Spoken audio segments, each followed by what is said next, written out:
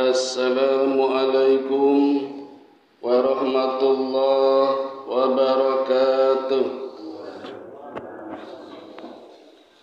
Alhamdulillahilladzi hadana lihada wa ma kunna linahtadiya laula an hadanallah.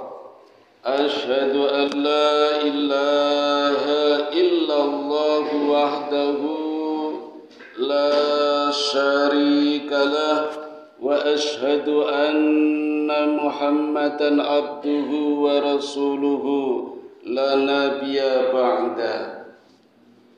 Bapak Ibu, saudara-saudara dan adik-adik jamaah Masjid Darul Quranul Karim yang dirahmati Allah, pada pengajian terdahulu sudah saya sampaikan tentang Ashabul Jannah. What is the meaning Ashabul Jannah? Penghuni surga. Malam ini saya sampaikan kebalikannya. Kebalikan penghuni surga niku napa Pak? Penghuni neraka. Ashabun nar. Ashabul jannah penghuni surga, ashabun nar penghuni neraka. Tujuan saya menyampaikan ini agar kita tahu betapa sulitnya, betapa susahnya menjadi penduduk neraka, betapa tersiksanya, sehingga nanti kita bisa berusaha untuk menghindarinya kalau bisa, kalau tidak menguranginya. Harapan kita menghindarinya, karena kalau Ashabul A'raf itu juga penghuni surga, tapi masuk surganya belakangan. Setelah semua orang masuk surga, baru belakangan, karena ada amalan keburukan yang seimbang dengan kebaikannya. Tapi kalau ashabul jannah betul-betul kekal di dalamnya, di dalam surga. Nah ini kebalikannya, tidak kekal di dalam surga, tapi kekal di dalam neraka. Naudzubillah min dzalik. Karena Quran Bapak Ibu selain berfungsi sebagai petunjuk, juga peringatan, juga penjelasan. Maka nama-nama Quran banyak. Nama lainnya, Quran disebut juga Al-Huda, sebagai petunjuk yang memberikan jalan kepada manusia agar selalu melangkah dengan benar. Quran disebut juga Al-Dzikra, peringatan. Maka ketika menceritakan tentang neraka, itu peringatan buat kita agar kita terbebas dari siksa api neraka. Quran juga disebut Al-Bayan, penjelasan. Ketika kita bingung, belum paham sesuatu, Quran pun menjelaskannya.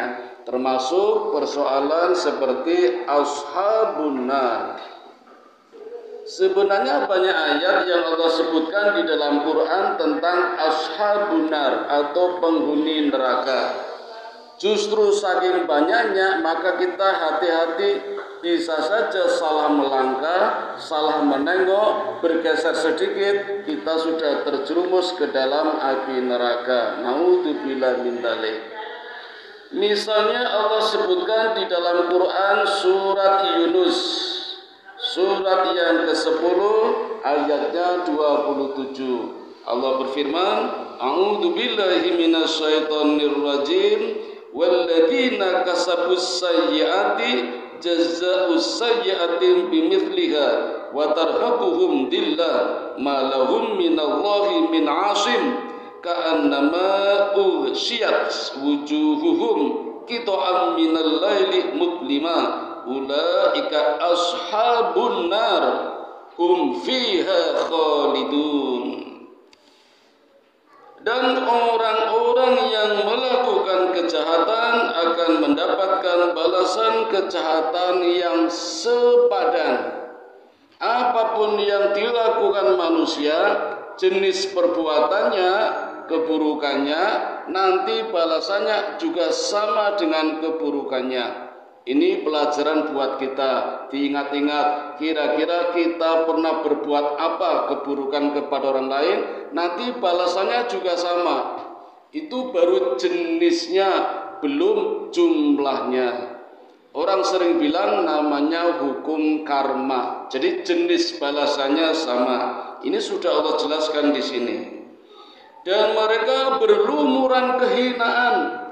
Walaupun mereka punya pejabat, walaupun mereka kaya, banyak harta, tapi ketika berbuat keburukan dan nanti Allah memberikan balasan, tinggal kehinaan yang mengurung mereka menjadi orang yang terhina, bahkan hina dina. Mereka tidak mendapat pertolongan dari Allah, nggak ada yang menolong lagi. Allah pun tidak akan menolongnya. Ini kehinaannya di sini. Allah saja tidak melirik. Wajah mereka seolah tertutup kepingan malam yang gelap. Bahasa Jogjanya, wajahnya letak, legam karena terlalu banyak dosa, baik dosa yang kelihatan maupun yang tidak kelihatan.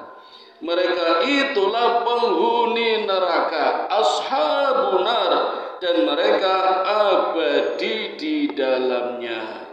Berapa lama? Namanya saja abadi. Ya tidak tahu, tanpa ujung, tanpa batas. Kalau dosa besar saja mungkin ada batasnya berapa lama.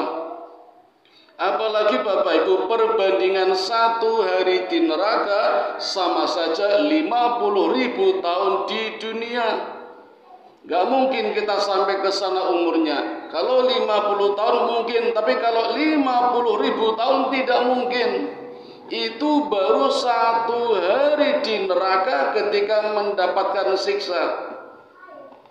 Saya dulu pernah berhitung Bapak Ibu, dosa riba yang paling kecil, yang paling ringan. Ini yang paling ringan saja, belum yang paling besar. Tapi orat-oratan perhitungan saya sudah hilang, lupa. Saya dulu pernah menghitung, misalnya kita terjebak riba sebagai pelaku riba atau rentenir, dosa yang paling ringan, kan riba banyak di bertingkat-tingkat. Yang paling ringan itu dosanya sama dengan senilai 4 gram perak. Nah, 4 gram perak, kalau 1 gramnya 30.000 teng ketandan, kalau di keranggan 25.000, niku nek tumbas, nek atul ya 20.000, nek ana surate rano ya 5.000. Teng Bringharjo niku gerobak-gerobak ditekuk-tekuk murah banget. Nah, kalikan saja 4 gram berarti kira-kira berapa? Misalnya 100.000. Rentenir Bu, ngutang ke wong balik kene lebih 100.000, itu dosa yang paling ringan. Tapi 100.000 ini cuma hitungan saya nggih Bu nggih. Kalau hitungannya pakai gram, jadi tinggal harga sekarang berapa 1 gramnya.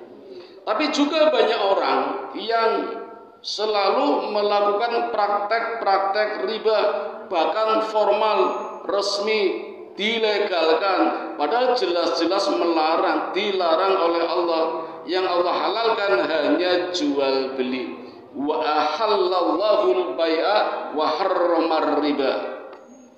Bapak Ibu, sekedar cerita, saya dulu pernah menyaksikan dengan mata kepala saya sendiri, tetangga saya itu matinya sulit. 2 hari mboten mati-mati Pak, nganti teriak-teriak, bengok-bengok.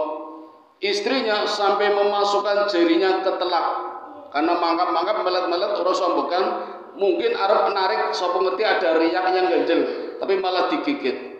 Kalau urut dhewe Pak. Nah, kalau iseng cuma nanya aja sama tetangga, ini ada apa ini?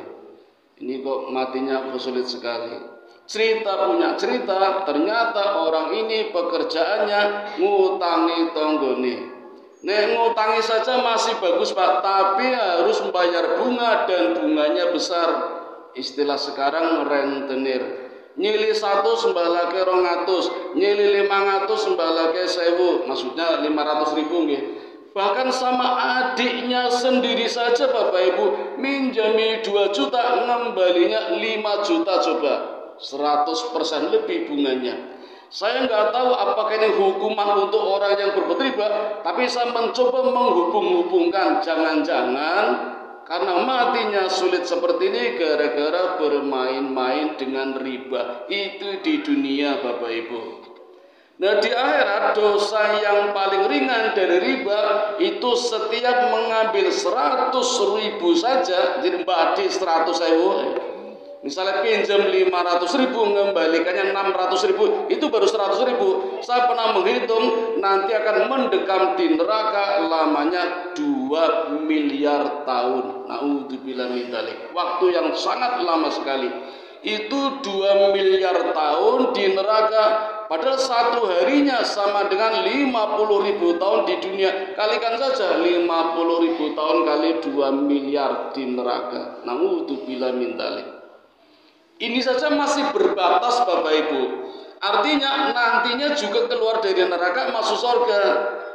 Nah, yang lebih dahsyat lagi, lebih mengerikan seperti yang digambarkan di surat Yunus ayat 27 ini, hum fiha khalidun, di neraka kekal abadi, tidak akan putus-putusnya selama-lamanya. Ini kan mengerikan sekali, Bapak Ibu. Itulah nasib dari ashabun nar, penghuni neraka. Saya tunjukkan lagi, Bapak Ibu, masih di dalam surat Yunus ayat yang ke-52. Tsumma qila lil ladzina dzalamu dzuqu 'adzabul khuldi hal tujzauna illa bima kuntum taksibun. Kemudian ditegaskan kepada orang-orang yang zalim, rasakan siksaan yang kekal. Kekal artinya abadi, berarti disiksa terus, tiap saat, tiap hari, digebukin, ditusuk, mati, hidup lagi, siksa lagi, mati, hidup lagi, dan seterusnya seperti itu. Itu namanya siksaan yang kekal. Kamu tidak dibalas kecuali dengan sepadan perbuatanmu dulu ketika di dunia. Inilah dahsyatnya siksaan api neraka. Na'udzubillah min dzalik. Lagi ini Bapak Ibu, surat Hud misalnya, surat yang ke-11 ayat 107. Khalidina fiha ma damatis samawati wal ard illa ma syaa rabbuka inna rabbaka fa'alun lima yurid. Mereka kekal di sana sekekal langit dan bumi. Coba Bapak Ibu, penghuni neraka, ashabun nar, kekal di dalam neraka sekekal langit dan bumi. Berapa umur langit dan bumi, Bapak Ibu? Naudzubillah min dzalik. Wallahu alam bisawab. Kita tidak tahu. Yang jelas, sebelum bumi diciptakan, Allah sudah menciptakan langit. Dan ketika Adam diturunkan ke bumi, diperkirakan bumi sudah berusia 8 tahun. Berarti sebelum ada Adam, ada makhluk sebelumnya, dan bumi umurnya sudah 8.000 tahun. Sekarang ditambahkan saja berapa umurnya Nabi Adam, Nabi Idris, Nabi Nuh, Nabi Hud, Nabi Soleh, dan seterusnya sampai Nabi Muhammad, sampai dengan kita tahun 2024. Itulah umur bumi kita yang sudah tua. Ditambah umur langit, itulah lama kekalnya seseorang di dalam neraka.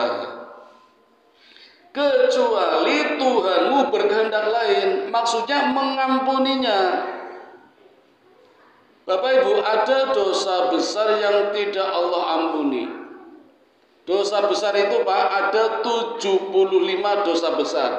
1 syirik, 2 durhaka kepada orang tua, 3 meninggalkan peperangan, 4 menjadi saksi palsu. Pun, belum nembe hafal papat. Yang 71 belum. Nah, syirik yang paling besar Bapak Ibu, Allah masih bisa mengampuninya kalau Allah berkehendak. Itu dosa-dosa syirik yang namanya tatoyur, meyakini kekuatan lain selain Allah. Misalnya nganggo ake. Nabi senang pakai ake, tapi hanya ya biasa aja nama seneng. Tapi kalau diyakini nek ake delima iso nggo penglaris, biru iso nggo perjodohan. Nah, ini Bapak Ibu, ini namanya sudah tiaroh. Kadang melakukan. Tapi kalau cuma yakin tidak melakukan, orang itu yakin tapi yakin, namanya tatoyur. Pelakunya namanya tiaroh. Sama-sama dosa besar.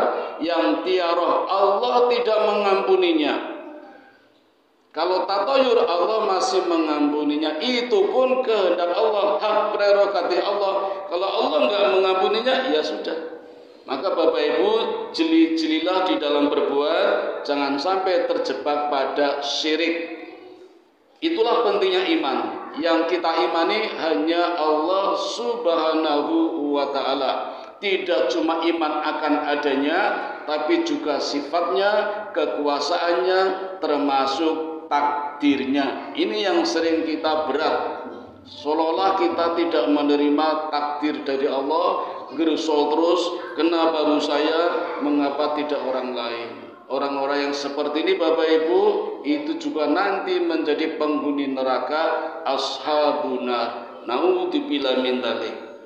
Demikian Bapak Ibu, beberapa ayat saya tunjukkan tentang pedihnya siksa neraka. Masih banyak ayat lain, insya Allah di lain kesempatan, atau Bapak Ibu juga bisa baca-baca sendiri ketika iktikaf. Sebentar lagi ada 10 hari menjelang Idul Fitri, perintah menjalankan iktikaf. Itu kesempatan terbaik untuk mengkaji Quran. Tidak cuma melafadzkan, tidak cuma membaca, tapi memahami isinya.